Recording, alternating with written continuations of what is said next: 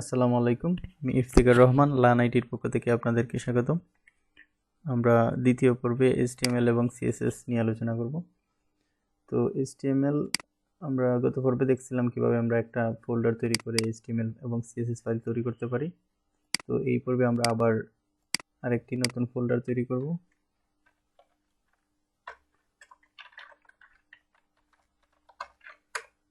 তো প্রথমে একটি HTML ফাইল তৈরি করি আমরা এখানে। HTML ফাইল তৈরি করতে হলে এখানে রাইট বাটন ক্লিক করে নিউ তে যাবেন, নিউতে গিয়ে টেক্সট ডকুমেন্ট এই ফাইলটা সিলেক্ট করবেন। সিলেক্ট করার পর এইখানে লিখবেন index.html। তারপর এইখানে আবার নিউতে গিয়ে টেক্সট ডকুমেন্ট style.css। তো index.html এবং style.css আমরা যে কোড এডিটর ইউজ করব এটাতে আমরা ওপেন দিব। তো আমরা গত পর্বে দেখছিলাম কিভাবে সাবলাইম টেক্সট ইউজ করতে হয়। তো আমরা সাবলাইম টেক্সটটা ওপেন করি ডাবল ক্লিক করে। তো এইখানে আমি এটা একটু রিমুভ করে দিই। তো কোড এডিটরে আমাদের যে ফোল্ডারটা ক্রিয়েট করলাম এইমাত্র, এইটা আমরা ড্র্যাগ করে ছেড়ে দেব। এভাবে ড্র্যাগ করে এখানে ছেড়ে দিলেই এই index.html এবং css-টা ওপেন হয়ে যাবে এইখানে। তো এটাতে ক্লিক করে আমরা index.html-টা এখন এইখানে আমরা যদি ব্রাউজারে ওপেন করি index.html-টা ডাবল ক্লিক করলে আমরা গুগল ক্রোম ব্রাউজার ইউজ করতেছি। তো ডাবল ক্লিক করে এখানে আমরা দেখতেছি কিছুই নাই, ফাইলটা ব্ল্যাঙ্ক আছে। তো আমরা এখানে যদি আমরা HTML শুরু করতে চাই, HTML শুরু করতে হলে প্রথমেই HTML লিখতে হয় এইভাবে, এইভাবে লেস দেন বা গ্রেটার দেন, যেটাকে জানি এইগুলোকে বলে লেস দেন এবং গ্রেটার দেন। তো এই লেস দেন এবং গ্রেটার দেন দেওয়ার পর এখানে মধ্যখানে লিখবেন HTML। তারপর আবার এইভাবে HTML লিখে স্ল্যাশ দিবেন, দিয়ে এই HTML শুরু এবং শেষ করতে হলে স্ল্যাশ দিয়ে শেষ করতে হয়। HTML tag. তো HTML লেখার পর এরপরে লিখতে হয়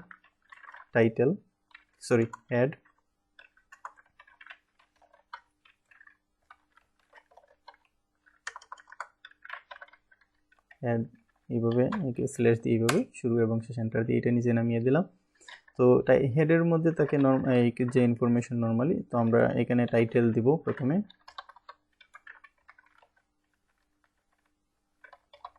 টাইটেল স্ল্যাশ দিয়ে শেষ করতে হবে, দিস ইজ টাইটেল।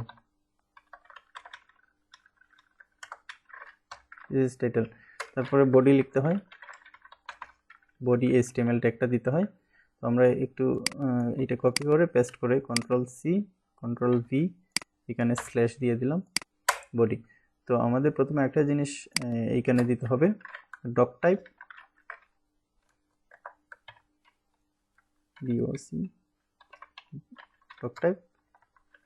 HTML।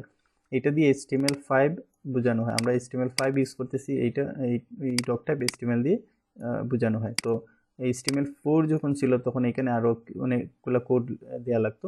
তো HTML5 আসার পর থেকে আর এইগুলো দেওয়া লাগে না, শুধু ডক টাইপ HTML লিখলেই হয়। তো আপনি এই গুগলে গিয়ে লিখবেন।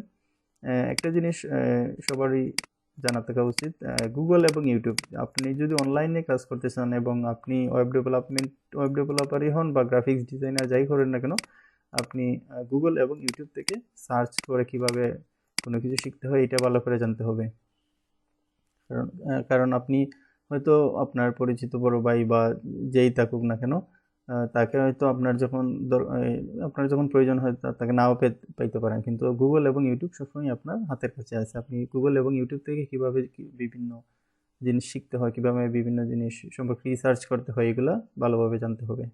তো গুগল এবং ইউটিউব হচ্ছে আপনার বেস্ট ফ্রেন্ড। তো আমরা ইউটিউব থেকে আমরা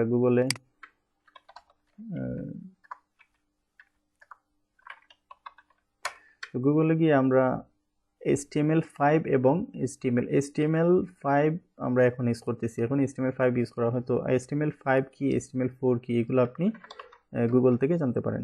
HTML5 লিখে সার্চ দেন, সার্চ দিলে বিভিন্ন আর্টিকেল পাবেন, এগুলো আপনি দেখলেই বুঝতে পারবেন। এরপর এগুলো একটু দেখবেন, দেখলেই বুঝতে পারবেন HTML4 কি, 5 কি, এগুলো নিয়ে গুগলে রিসার্চ করে দেখবেন। তো আমরা HTML5 এর জন্য এই doctype.html-টা লিখতে হয়। তো টাইটেলটা আসলে আমরা যদি W3 Schools ওয়েবসাইটে একটু দেখি, এখানে লেখা আছে উপরে বাম দিকে কোনাতে আছে HTML রেফারেন্স, এই যে ছোট একটা লাইন আছে, এইটাই হচ্ছে টাইটেল। তো আমরা আমাদের যে index.html ফাইলটা আছে, আমরা এখানে লিখছি টাইটেল, দিস ইজ টাইটেল। এখন বডি সেকশনে কিন্তু কিছুই নাই, শুধু হেডের মধ্যেই আছে টাইটেলটা। আমরা যদি আবার এইটা একটু ডাবল ক্লিক করে ওপেন করি ব্রাউজারে, তাহলে আমরা দেখতে পারতেছি দিস ইজ, এখানে লেখা আছে দিস ইজ টাইটেল, উপরে দিস ইজ টাইটেল, এই যে টাইটেলটা দিছি আমরা, এটাই ওইখানে শো করতেছে। এই অংশটুকু ব্রাউজারে শো করবে না, মানে ব্রাউজারে বলতে এইখানে ওইখানে কোনো আউটপুট দিবে না, এই হিডেন কিছু ইনফরমেশন এইখানে থাকে। তো বডিতে আমরা যা লিখবো এটা আমরা এইখানে দেখতে পারবো। আমরা জানি HTML এর বিভিন্ন ট্যাগ আছে, তো HTML এর যে ট্যাগগুলো আছে আমরা HTML গিয়ে এগুলোই দেখতে পাবো। আমরা H1 বা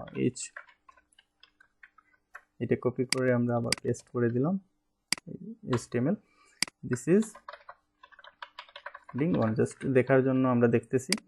এখন রিফ্রেশ দিলে এটাই শো করবে এই হেডিং 1, H1 এ থেকে H6 পর্যন্ত আমরা হেডিংগুলো ইউজ করতে পারি, H1 থেকে H6 পর্যন্ত।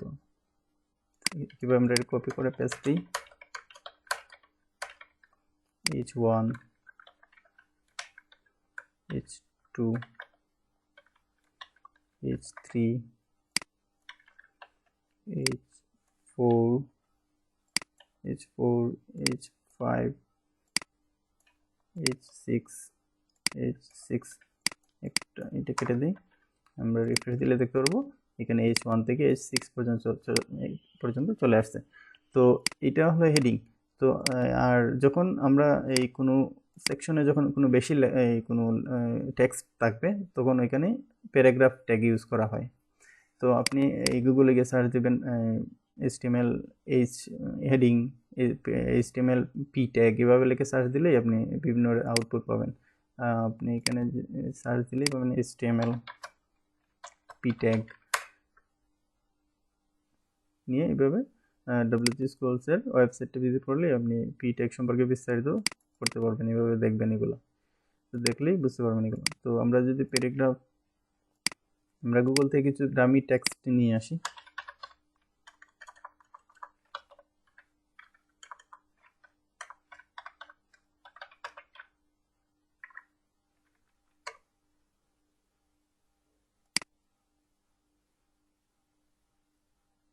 ডামি টেক্সট না লিখে আপনি এভাবে দিলেই হতো, লরেম এপসাম লিখে সার্চ দিলে এই যে ওয়েবসাইটটা আছে এটাতে গেলে আপনি কিছু এইখান থেকে টেক্সটগুলো কপি করে আনতে পারেন। আমরা একটা p ট্যাগ, এখানে একটা p ট্যাগ লিখি,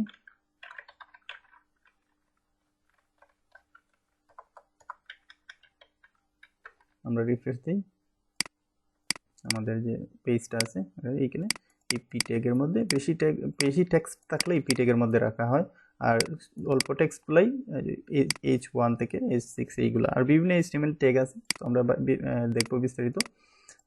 তার মধ্যে আরেকটা ট্যাগ আছে a ট্যাগ,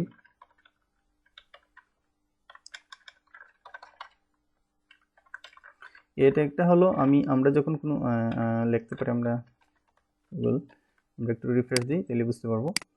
এইখানে যখন এ ট্যাগের উপরে রাখা হাত চিহ্নটা আসার কারণে বোঝা গেল কি, আমরা এইখানে দেখতে পারি মেনুতে, এখানে ক্লিক করলে কি হবে, আলাদা একটা পেজ ওপেন হবে, নতুন একটা পেজ, তার মানে এটা লিঙ্ক অবস্থায় আছে। যখন এই লিঙ্ক কোনো ওয়েবসাইট আলাদা ডিফারেন্ট পেজ বা আলাদা কোনো ওয়েবসাইটে লিঙ্ক করতে হলে এই এ ট্যাগ ইউজ করা হয়। তো এ ট্যাগের মধ্যে এইটা লিখতে হয় href। তো href এর মধ্যে আমরা যে লিঙ্কটাই দিব, এখানে আমি লিখতে পারি www.gw.com, সেভ দিলাম, Ctrl+S দিয়ে সেভ দিয়ে এখন আমি রিফ্রেশ দিই। রিফ্রেশ দিলেই আমি এখানে ক্লিক করলে গুগলের যে ওয়েবসাইটটা আছে লিঙ্ক, এটা আমরা এইভাবে লিখতে হবে https:// এই HTTPS এর মিনিংটা হচ্ছে কি হাইপার টেক্সট ট্রান্সফার প্রোটোকল। আপনারা এটা নিয়ে গুগলে সার্চ দিলেই HTTPS মিনিং, WW মিনিংটা কি, এইভাবে গুগলে সার্চ দিলে বিভিন্ন জিনিসে গুগলে সার্চ দেবেন, তাহলেই বুঝতে পারবেন গুগলের ওয়েবসাইটটা। এখন আমি এখানে তো ফেসবুকের ওয়েবসাইট লিঙ্ক দিতে পারি, বা আমার ফেসবুক প্রোফাইল লিঙ্ক দিতে পারি, বিভিন্ন লিঙ্ক দিয়ে দিলে ওইটা চলে যাবে। এই গুগলের ওয়েবসাইটটা ওপেন হয়েছে, মানে এইভাবে লিঙ্ক করা, কোনো কিছু লিঙ্ক করতে হলে এইভাবে এ ট্যাগ ইউজ করা হয়, HTML এ ট্যাগ ইউজ করা হয়। আর যখন এই যে মেনুগুলা তৈরি করা হয়েছে, যে উপরের দিকে যে HTML CSS জাভাস্ক্রিপ্ট SQL, এই যে মেনুটা উপরে, যে মেনুর জন্য ইউজ করা হয় ULLI HTML ট্যাগ। আপনারা গুগলে গিয়ে লিখবেন ULLI HTML ট্যাগ। এইভাবে আমি গুগলে একটু নিউ ট্যাব ওপেন করি, আপনারা এইভাবে লিখতে পারেন HTML লিস্ট ট্যাগ অথবা ULLI ট্যাগ। HTML UL লিখে সার্চ দিই, দেখি কি আসে। HTML UL W3 স্কুলের ওয়েবসাইট, এখানে আমরা দেখতে পারতেছি HTML এক্সাম্পল দেওয়া আছে। এই ট্রাই ইট ইয়োরসেলফে ক্লিক করবেন, ক্লিক করলেই দেখতে পারবেন আউটপুট সহ। এখানে UL, তারপর আছে কি LI। যখন কোনো লিস্ট করা হয়, লিস্ট তৈরি করা হয়, তখন এইভাবে ULLI ইউজ করা হয়। আমরা এখানে একটু দেখি, এই যে লিস্ট, ছোটো একটা লিস্ট তৈরি করা হয়েছে কফি টি মিল্ক, এটার জন্য UL এবং এরপরে LI ব্যবহার করা হয়েছে। এবার LI এর মধ্যে দেওয়া হয়েছে এইগুলো। একইভাবে আমরা যদি একটা লিস্ট তৈরি করতে চাই, এখানে UL ব্লক করে কপি, Ctrl+C Ctrl+V, স্ল্যাশ অবশ্যই দিবেন। এটা হচ্ছে ডাবল ট্যাগ, সিঙ্গেল ট্যাগগুলোতে স্ল্যাশ না দিলে হয়। যখন আমরা আরেকটা HTML ট্যাগ আছে IMG, এটা হচ্ছে সিঙ্গেল ট্যাগ। যখন ওয়েবসাইটে কোনো ইমেজ আনা হয়, এইখানে একটা ইমেজ আনা হয়েছে, এইখানে একটা উপরে একটা ইমেজ আনা হয়েছে, বা এই যে লোগো একটা ইমেজ হিসাবে আনা হইলে এই IMG ট্যাগ ইউজ করা হয়। তো ওয়েবসাইটে ইমেজ আনতে হইলে IMG ট্যাগ ব্যবহার করা হয়। তো আপনারা গুগলে গিয়ে লিখবেন HTML IMG ট্যাগ, লিখে সার্চ দেবেন, তখন W3 স্কুলের যে আর্টিকেলগুলো আসবে ওইগুলো দেখলেই বুঝতে পারবেন IMG ট্যাগটা কি। মানে গুগল সার্চ করতে হবে, গুগলে বিভিন্ন জিনিসগুলো পড়তে হবে, মানে এগুলা স্টাডি করতে হবে। স্টাডি না করলে আপনি বুঝতে পারবেন না। বিস্তারিত বুঝতে হলে গুগল সার্চ করতে হবে এবং স্টাডি করতে হবে। তো IMG ট্যাগ এটা হচ্ছে সিঙ্গেল ট্যাগ। আমি যেটা বোঝানোর জন্য IMG ট্যাগটা হচ্ছে সিঙ্গেল ট্যাগ। তো সিঙ্গেল ট্যাগে আপনি এইভাবে আমরা ডাবল ট্যাগগুলোতে কী করছি, প্রথমে এইভাবে শুরু করছি এবং এটা শেষ করছি, কিন্তু সিঙ্গেল ট্যাগগুলোতে কিন্তু একটাই আছে। এখানে স্ল্যাশ আপনি না দিলেও হবে, প্রবলেম নাই। HTML4-এ এই স্ল্যাশ দেওয়াটা বাধ্যতামূলক ছিল, কিন্তু HTML5 আসার পর থেকে এটা না দিলেও কোনো প্রবলেম হয় না, এটা আপনি এইভাবে না দিয়েও রাখতে পারেন। কিন্তু HTML4 যখন ছিল তখন স্ল্যাশ দিতে হতো। তো আমরা ULLI-টা একটু দেখে নিই, কীভাবে UL দিবেন। তারপরে LI,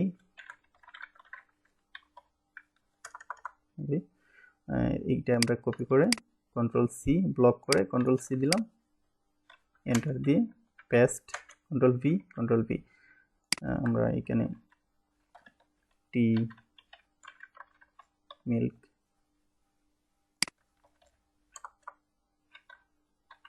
কফি বানানগুলো ওখানে, আমি একটু সমস্যা নাই এটা।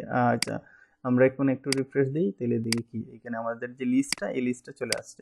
লিস্ট দুই ধরনের হয়, একটা হচ্ছে আনঅর্ডার্ড লিস্ট, একটা হচ্ছে অর্ডার্ড লিস্ট। আপনি অবশ্যই W3 স্কুলসে গিয়ে সার্চ দিবেন ULLI, গুগলে গিয়ে সার্চ দিলে W3 স্কুলসের যে আর্টিকেলগুলো আসবে এগুলো দেখবেন। তো এগুলো, এটা হচ্ছে আনঅর্ডার্ড লিস্ট। আর অর্ডার্ড লিস্ট যেগুলো আসলে ব্যবহার হয় না, আগে ব্যবহার হইতো, এখন OL দিয়ে ব্যবহার করা হয়। আগে এগুলো ইউজ করা হইতো, কিন্তু এখন এগুলো ব্যবহার হয় না, আনঅর্ডার্ড লিস্টটাই ব্যবহার করা হয়। কীভাবে আমরা এটা কপি করে স্ল্যাশ দিয়ে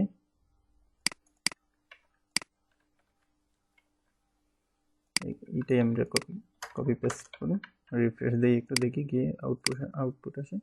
এটা হচ্ছে অর্ডার্ড লিস্ট, মানে 1 2 3 এইভাবে নাম্বারিং করে দেওয়া আছে। আর আনঅর্ডার্ড লিস্টটা এইভাবে একটা ডট দেওয়া আছে, এটাকে বলে আনঅর্ডার্ড লিস্ট ULLI। আর OL দিয়ে যেটা শুরু হয় এটা অর্ডার্ড লিস্ট, মানে নাম্বারিং করে দেওয়া আছে। তো তো এগুলো হচ্ছে HTML। তো আমরা HTML এর ব্যবহারটা দেখলাম কিভাবে HTML লিখতে হয়। তো HTML টা আমরা ডিজাইন করতে হলে আমাদের CSS ইউজ করতে হবে। CSS HTML দিয়ে স্ট্রাকচার তৈরি করা হয়। আমরা গত পর্বে দেখছিলাম যে HTML দিয়ে স্ট্রাকচারাল লেয়ার তৈরি করা হয়। আপনি ওয়েবসাইটের যে স্ট্রাকচার, এই যে একটা ওয়েবসাইট, এটার যে স্ট্রাকচারটা HTML দিয়ে এইভাবে তৈরি করা হয়েছে, আর CSS দিয়ে ডিজাইন করা হয়। তো এটাকে আমরা ডিজাইন করতে চাই তাহলে CSS অবশ্যই CSS ব্যবহার করতে হবে। তো CSS তিনভাবে লেখা যায়। তো একটা হচ্ছে গিয়ে ইনলাইন CSS, ইন্টারনাল, এক্সটার্নাল আর ইনলাইন CSS। ইন্টারনাল CSS বলতে এবং এক্সটার্নাল বলতে আমরা যে এই style.css লিখছি, এই CSS ফাইলে যা লেখা হবে এটাকে বলবে এক্সটার্নাল CSS। এখানে যখন কোনো CSS লেখা হবে এটা এক্সটার্নাল CSS। আর ইন্টারনাল CSS বলতে আমরা হেডের মধ্যে লিখতে পারি বা বডিতে লিখতে পারি। আমরা হেডের মধ্যে যদি এইভাবে স্টাইল ট্যাগ নেই,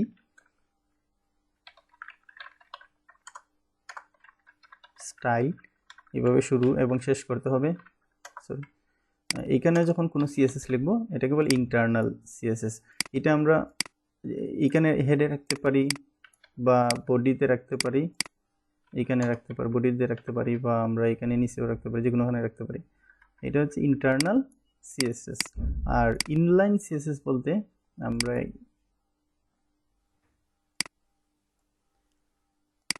তো আমরা ইন্টারনাল CSS এবং এক্সটার্নাল CSS এর বিষয়টা বুঝলাম। এটা হচ্ছে ইন্টারনাল স্টাইল ট্যাগ লিখে এটা আপনি যে কোনো জায়গায় রাখতে পারেন, লিখে তারপর এখানে CSS লিখতে পারেন। এক্সটার্নাল বলতে আলাদা ফাইল নিয়ে এটাতে এক্সটার্নাল CSS লেখা হয় এবং ইউজ করা হয় প্রফেশনাল কাজের জন্য। মাঝে মধ্যে হয়তো আপনার ইন্টারনাল বা ইনলাইন CSS লিখতে পারে। ইনলাইন CSS অবশ্যই আপনি অ্যাভয়েড করবেন।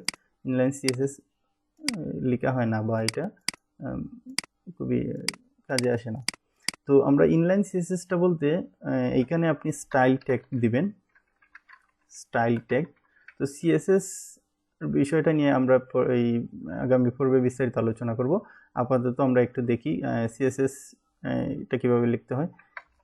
কালার প্রথমে লিখবেন স্টাইল কালার, তারপর কোলন দিবেন, তারপর কালার যেটা দিতে চান এইটা, তারপর সেমিকোলন দিয়ে শেষ করতে হবে। স্টাইল ট্যাগ নিয়ে স্টাইল ডাবল কোটেশনের মধ্যে CSS এর এই প্রথমে নামটা লিখবেন, তারপরে কোলন দিয়ে যে কালারটা দিলাম আমরা। এখন আমরা একটু রিফ্রেশ দিয়ে দেখি ব্রাউজারে কি আসছে।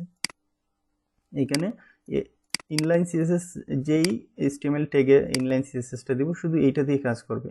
কিভাবে যদি আমরা এইটাতে স্টাইল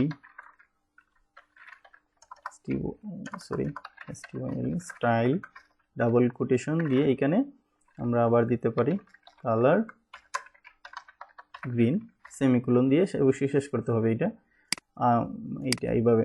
এটা রেড, এটা গ্রিন, আলাদা আলাদাভাবে সবগুলাতেই কাজ করতেছে। কিন্তু আমরা যদি এইভাবে এগুলা না লিখে এখানে এইটা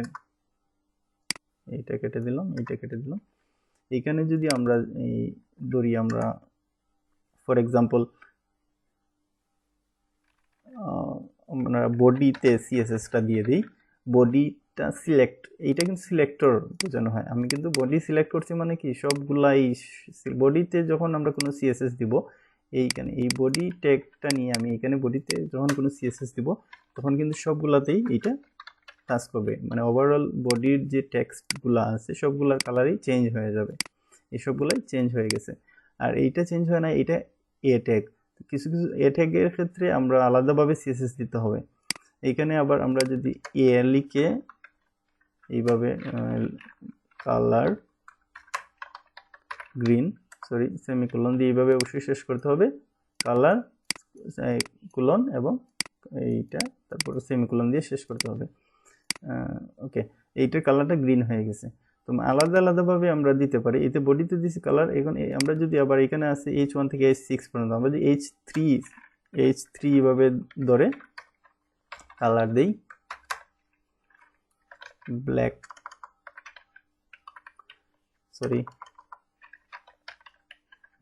কালার দিই, তাহলে H3 যেটা আছে এটার কালার চেঞ্জ হয়ে যাবে।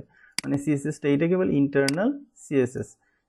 এই অংশটুকু আমরা যে কোনো নিচে রাখতে পারি, বডির মধ্যে রাখতে পারি, এইখানে রাখতে পারি, যে কোনো জায়গায় রাখতে পারি, এবং নর্মালি হেডের মধ্যেই রাখা হয়।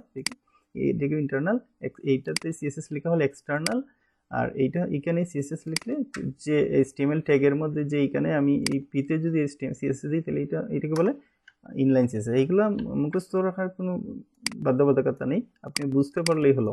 এখানে কোনো মুখস্থ করার কোনো বিষয় নাই, আপনাকে কোনো কিছু মেমোরাইজ করতে হবে না, সব কিছুই নির্ভর করতেছে প্র্যাকটিসের উপর। আপনি যত প্র্যাকটিস করবেন আপনি তত তাড়াতাড়ি শিখতে পারবেন। কোনো কিছু মুখস্থ করা নিয়ে কোনো টেনশন করার কিছু নাই যে আমি এটা মনে রাখতে পারবো কি না, এইভাবে এইগুলো কোডিংগুলো এইভাবে করা হয়, এইগুলো নিয়ে কোনো টেনশন করার কিছু নাই, মুখস্থ করার কোনো কিছুই নাই। টোটালি আপনি আপনার এটা নির্ভর করতেছে আপনার প্র্যাকটিস। আপনি যত বেশি প্র্যাকটিস করবেন তত বেশি শিখতে পারবেন। এখন আমরা ইনলাইন এবং ইনলাইন এবং ইন্টারনাল সিএসএস, এক্সটার্নাল সিএসএসটা যদি আমরা ইউজ করতে হয় তখন অবশ্যই এই যে সিএসএস ফাইলটা আছে, আমরা যদি ফোল্ডারটা একটু দেখি, এখানে এইচটিএমএল এবং সিএসএস পাশাপাশি আছে, ফোল্ডারটা একটার পাশাপাশি আরেকটা ফোল্ডার আছে। তো আপনি এই style.css-টা index.html এ লিঙ্ক করতে হবে।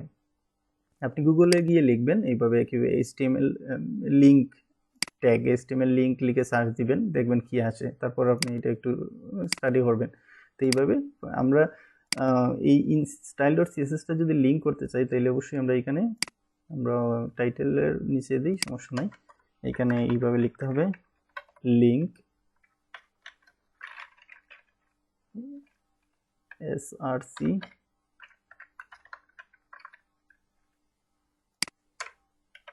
src দিয়ে আমরা style.css।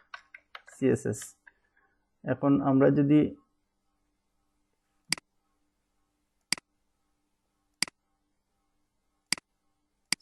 এখানে একটু ভুল হয়েছে, আমরা src না, এখানে href দিতে হবে, href দিয়ে এখানে আরেকটা জিনিস লিখতে হবে রিলেশন, এটার সাথে এই ফাইলের রিলেশনটা হচ্ছে স্টাইল শিট, এইভাবে স্টাইল শিট রিলেশন href। আপনি এখানে লিখবেন style.css, ওই একই নামটা style.css লিখবেন, লিখে সেভ দিবেন, কন্ট্রোল এস দিলাম। তারপর এখন আমরা এখানে h1টা সিলেক্ট করি, এখানে আমরা h1 এইভাবে ব্র্যাকেট দিবেন, ব্র্যাকেট দিয়ে আমরা কালার রেড, কন্ট্রোল এস দিয়ে এখন রিফ্রেশ দিই আমরা, আমরা এটাতে আছি, কালার রেড। এখানে একটা জিনিস আমরা এখানে কিছু সিএসএস লিখছিলাম, তো এই সিএসএসটা পাইতেছে, তো আমরা এই সিএসএসটা কমেন্ট করে দিই। HTML এ কমেন্ট একটা পার্ট, কমেন্ট বলতে আমরা একটু যদি HTML কমেন্ট লিখে গুগলে সার্চ দেই, HTML কমেন্ট কমেন্ট লিখে গুগলে সার্চ দিলেই আপনি এইখানে WG স্কুলসে যাবেন, WG স্কুলসে গেলেই এই কমেন্ট নিয়ে বিস্তারিত আছে, এগুলো আপনি একটু দেখবেন। আপনি HTML ফাইলে কমেন্ট এবং CSS ফাইলে কোড কমেন্ট করে রাখতে পারবেন। আপনি যখন কোনো HTML বা CSS কমেন্ট করে রাখবেন তখন এই HTML বা CSSটা ব্রাউজারে শো করবে না, বা এটার কোনো এটা ডিসেবল থাকবে, ওই কোডটা ডিসেবল। আমরা যদি এই কোডটা ডিসেবল করতে চাই তাহলে আমরা কি করব, প্রথমে এইভাবে এইটা ফার্স্ট গ্রেটার দেন এবং স্মলার দেন দিব, এভাবে দিলে এইখানে এর মধ্যখানে আমরা যখন কোনো CSS লিখবো এইটাকে বলে HTML কমেন্ট, আর CSS এর কমেন্টটা অন্যভাবে করা হয়। তো আমরা HTML এ কোনো কিছু কমেন্ট করতে হলে এভাবে দিস ইজ কমেন্ট। এইটা আমি যদি এখন রিফ্রেশ দিই তাহলে কোনো এইখানে আমি রিফ্রেশ দিলে কোথাও শো করবে না, এটা কোনো কাজ করবে না, এটা ডিসেবল অবস্থায় আছে। তো একইভাবে আমরা যদি এইটা সেম একই জিনিসটা এই অংশটুকু কন্ট্রোল এক্স দিয়ে এইটা এইখানে রেখে দিলাম, তো এই অংশটুকু স্টাইল ডট এই যে সিএসএস গুলো আছে এগুলা কমেন্টেড হয়ে গেছে, মানে এটা ডিসেবল হয়ে গেছে, এটা আর কোনো কার্যকারিতা থাকবে না। এখন আমি রিফ্রেশ দিলে কি হবে, এই যে বডিতে যে সিএসএস গুলো দিয়েছিলাম আমরা, বডির মধ্যে যে সিএসএস গুলো এগুলো ডিসেবল হয়ে গেছে, শুধু h1 এর মধ্যে সিএসএসটা আছে। আর h1 এর সিএসএসটা কোথা থেকে পাইতেছে, এই যে এই style.css এর মধ্যে যে সিএসএসটা লিখছি এইখান থেকে সিএসএসটা পাইতেছে। তো style.css-টা আমি কিভাবে লিংক করছি এইটার মধ্যে HTML ফাইলে, এইখানে এই হেডিং এর মধ্যে আমরা লিংক ট্যাগটা নিছি, লিংক ট্যাগটা কিন্তু একটা সিঙ্গেল ট্যাগ, এটা কোনো এই ডাবল ট্যাগ, এটা একটা ডাবল ট্যাগ, এটা একটা সিঙ্গেল ট্যাগ। সিঙ্গেল ট্যাগের বিষয়টা এইটা, এইভাবে আমরা দেখব। তো সিঙ্গেল ট্যাগের মধ্যে কি করছি, HREA ফ্লেক্সি লিখে স্টাইল ডট সিএসএস, এই স্টাইল ডট সিএসএসটা ইন্ডেক্স ডট এইচটিএমএল এর মধ্যে লিঙ্ক করছি। তো লিঙ্ক করার পরে আমরা যখন স্টাইল ডট সিএসএস কোনো কিছু লিখবো তখন এটা এই এইচটিএমএল এ কাজ করবে। এইচটিএমএল গুলা কালার চেঞ্জ হবে, ফন্ট সাইজ বা বিভিন্ন ডিজাইন করা হবে এইখান থেকে। এই স্টাইল ডট সিএসএস এ সিএসএস লিখবো আর এটাতে কাজ হবে ইন্ডেক্স ডট এইচটিএমএল। তো এটা আপনি এইভাবে গুগলে গিয়ে লিখবেন এইচটিএমএল HTML লিঙ্ক ট্যাগ লিখে গুগলে সার্চ দিবেন। লিখে সার্চ দিলে এই যে জিনিস এইগুলা নিয়ে দেখতে পারবেন কিভাবে দেওয়া আছে, মানে গুগল সার্চ করতে হবে এবং স্টাডি করতে হবে। তো আমরা দেখলাম এই কিভাবে সিএসএস ফাইল ইন্টারনাল, এক্সটার্নাল এবং ইনলাইন সিএসএস লিখতে হয় এবং সিএসএস ফাইলটা কিভাবে ইনক্লুড করতে হয়। তো আপনার কাছে প্রথম যারা একেবারেই বিগিনার তাদের কাছে অবশ্যই এইরকম এগুলো কমপ্লেক্স মনে হবে, এগুলো কিন্তু ভেরি বেসিক অবশ্যই, কিন্তু তারপর অবশ্যই যারা একেবারেই বিগিনার তাদের জন্য কিছুটা কমপ্লেক্স মনে হবে, কিন্তু এটা কোনো বিষয় না, আপনি প্র্যাকটিস করতে থাকেন অবশ্যই আপনি পারবেন। আর এইখানে একটা জিনিস আসলে প্রথমে যারা শুরু করতে চায় অনেকেই ভাবে যে এই কোডিংগুলো আমরা কিভাবে মানে মুখস্থ করবো, কিভাবে মনে রাখবো, বা এই মনে রাখার কিছু নাই, আপনি গুগল এবং ইউটিউব আছে, আপনি যে কোনো জিনিস নিয়ে সার্চ দেন রেজাল্ট পেয়ে যাবেন। মানে মুখস্থ করা নিয়ে কোনো কিছু ভয় পাওয়ার কিছু নাই, আপনি প্র্যাকটিস করতে থাকেন অবশ্যই আপনি শিখতে পারবেন। তো আজকে এতটুকুই, সবাইকে ধন্যবাদ, আল্লাহ হাফেজ।